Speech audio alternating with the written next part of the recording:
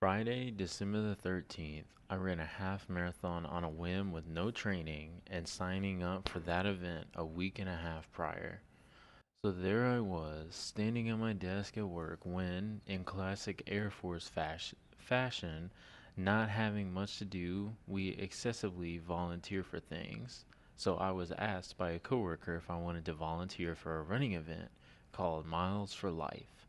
She asked me because I'm an active guy and known at my shop for being a big gym guy, but I also dabble in running some 5Ks and just getting my miles in, but really only like once a week. But anyway, what I didn't know that day, what was in store on the track.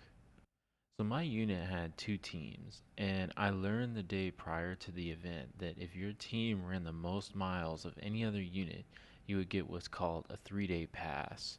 And basically what that is you just get 3 free off days. And those are super clutch, man. So, I got in my competitive mindset and, I was determined to run and be the top team and get that pass, right? So, I actually was lucky enough to get on the alpha team in my unit, which had guys that regularly ran and also like big running events at that. So I decided that I was going to shoot for a half marathon or at the very least like 10 miles. So run day, I met the team on the track. It was good vibes, lots of people there, and trash talking to the command team. So, not my squadron commander, but my group commander. So he's above my boss. So my boss's boss. I was trash talking him and his execs and stuff because they were trying to cheat and saying that they were gonna beat us when they weren't. And yeah, it was good times, man. So we start the run, and it was windy. It was pretty cold for Florida. I live in Florida, so it was kind of cold, maybe like 50, 60 degrees, which I'm not used to anymore. And it ended up warming up a bit. And I remember thinking that once I hit a 5K, like, I remember thinking to myself that it was looking pretty good. I was in good shape. Like, this was gonna be easy. And it was actually really hard for me as well at the time to pace slower than a 9:30 or 10-minute per mile pace. Like, for some reason, I don't know what it is, but I was just having trouble pacing slower. Like, it felt uncomfortable to run slower. And people kept telling me to pace, and that's what I was trying to do. And yeah, so early on in the race, I noticed that there was a sign and it stated that there were 523 suicides among active duty military members in 2023. So that's a lot of people if you think about it. And in fact, that's more than one a day, 365 days a year. And there was also another sign, and it was once again alongside the track, just somewhere to the side. It stated that 1 in 7 women face domestic violence. Now with these two signs, we can form all types of different opinions and say like, oh, men are trash, or the military treats their people horribly, or whatever you want to say, or some stereotypes and stigmas associated with XYZ topic. But that's not the point of this video. Like, let's take a step back here. And I just saw these signs and I didn't think much of it. And we're going to get into the deeper topic, but let's take a step back. So, later on, around mile 7, that's when I started to feel it. So, also a little bit of extra context here. The most I'd ever run before was 5 miles uninterrupted, and I ran it at like 51 minutes or something like that. So, yeah, I'm not a runner. But my pace dropped when I was around mile 7. My pace dropped to about 11-minute per mile pace, and I was really, really starting to feel it in my calves and my ankles. By mile 9, straight up, I was just miserable. Like, dude, my stomach felt just caved in, and like I had so much. I was feeling excruciating pain there. Like I felt starving. Like I literally had nothing in my stomach and like my stomach was just eating itself. And I also had pain in my left knee and both of my ankles. And I stopped once. By the time I hit mile 9, I had stopped once. And it was for only about like 60 seconds to drink half a water bottle with half an electrolyte packet that my one of my teammates shared with me. Thank God for him, man. Seriously.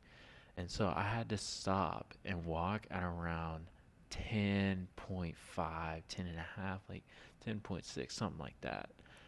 And when I stopped, I was limping. Like I was in immense pain and my Achilles tendons felt like they were hardened ropes, just so stiff and just not able to move. And at the same time, it felt like I just had daggers like just stabbed in them and just wiggling around. It was excruciating pain. And then on top of that, my feet were just I don't know how to describe the pain. They just hurt like so bad. I've never felt anything like that before, ever in my feet.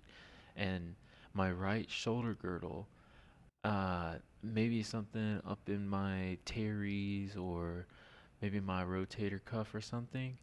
I believe that I actually tore something up there, or if not a full tear, I did a severe strain because it's still kind of giving me just a little kind of pain when I twist my neck now, and it's been like a month later. And that was from when I trained back like 3 days prior to this, and that was hurting the worst out of anything. It was actually like it was horrible, man. Like I literally had to have my shoulder at like a specific angle. 'Cause it probably looked like an idiot, like running around with imaginary lat syndrome or something. But that's what made it feel comfortable to where I didn't have like crazy pain up there. And so I was just in a world of hurt. And at that point, literally like the cardiovascular aspect of it was nothing. Like I had reached a steady state and I maintained maybe like 150 beats per minute at my heart rate, and that was fine for me. I could literally like talk and have a conversation. It was light work, cardiovascularly speaking.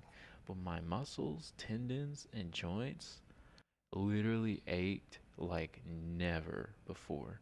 And by then, I still had 2.6 miles left. So there's that picture painted for you. And I really wanted to quit because I literally had nothing left to prove at that point. I didn't have anyone that I was letting down, nothing like that. And I said that I wanted to do a half marathon, but at the time when I was going walking around saying that, when people were asking me, I'm like, I think I was just high on the competition spirit. So at that time, I prayed for strength to keep going because, like, personally, I'm just a really stubborn dude and I hold myself to a really high standard for things that I do. And so I really wanted that half marathon. So I started thinking about the signs that I read just out of nowhere. And I actually became really emotional because I was just a speck of dust, sadistically torturing myself over seemingly nothing when the entire event was for something greater. And I hadn't realized it yet. But it was to raise awareness for the 523 people that committed suicide in 2023. It was for those who are battling suicidal thoughts and depression right now, whether you're in the military or not. And my physical and mental anguish was literally nothing but an ounce compared to what they were, or those who are currently battling those emotions are currently feeling. I have my own will to put myself in pain and pull back when the time is right because I know my limits and I have a family that depends on me. But the 523 were battling a mental front that eventually overcame them and it shattered their loved ones. Think about it. It was someone's son, someone's daughter, husband, wife, or even father or mother that died at their own hands. And here I was running myself into what's still ankle pain that I feel now, thinking that I was in agonizing torture. I finished the half because of this though. I walked roughly a quarter mile total of the 13.1 and was able to run the rest. And I'm so grateful that I had this experience. And it still makes me a little bit emotional with a heaviness on my heart when I think about it. Because I did that event, I sometimes find myself thinking about how it made me feel in the moment. And when I'm stressed out about something now, it helps me navigate this situation. And I think to myself that things could be a lot worse. It helps me find some positivity in a negative situation, and I really highly recommend it. So, in the stresses of life, it can be really easy to let negativity plague your mind and think the worst of everything. But I want you to take a step back and realize that you are truly blessed to be where you're at now because it could be a lot worse. And God puts you in situations that He thinks and knows that you will be able to handle. So remember that. And I was literally grateful that day of something so simple that I had legs that let me run and a conscious, sadistic mind that let me run myself to near unconsciousness that day. Because when I was done, I collapsed on the ground and literally just wanted to go to sleep.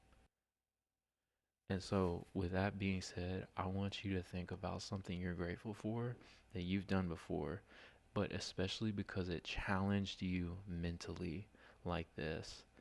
And comment it below and let's have a discussion. Like, I think this is opening up something that could be really special in this community.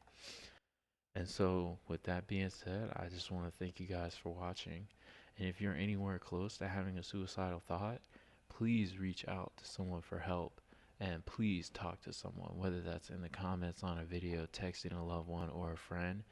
It does matter and it makes a difference, and you matter. And as a last resort, call or text 988 at the suicide hotline. So, thank you again. Hope you have a great day.